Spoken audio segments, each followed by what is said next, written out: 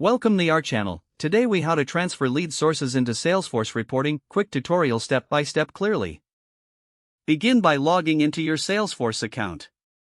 Navigate to the app launcher and select Sales. In the Sales app, locate the Reports tab at the top of the page. Click on Reports to access the reporting interface. Now, create a new report by clicking the New Report button. In the Report Type selection window, choose Leads from the list. Click on the Continue button to proceed. Once the Report Builder opens, locate the Fields panel on the left side. Drag and drop the relevant lead source fields, such as lead source and lead status, into the report area. Adjust the columns and layout as necessary to suit your reporting needs. To filter the data, click on Filters in the top panel. Add any necessary filters to refine your report, such as date ranges or specific lead source types. Next, click on the Run button to generate the report. After reviewing the data, you can save the report by clicking Save and Run.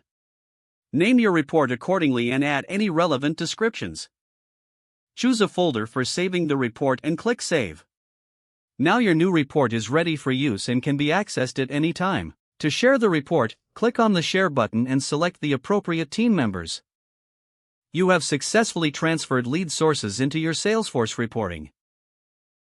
If the page does not load, refresh the browser or try again in a private or incognito window. Make sure you are using the correct email address, then retype it carefully to avoid small typos.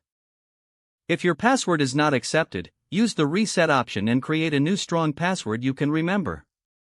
Check your spam folder for verification or security emails, then complete any requested confirmation steps. Enable two-factor authentication if available to improve account security and reduce unauthorized access risk. After signing in, review your profile details so your contact information and settings are accurate and current. If you see an error message, note it down and try again after restarting your device and internet connection.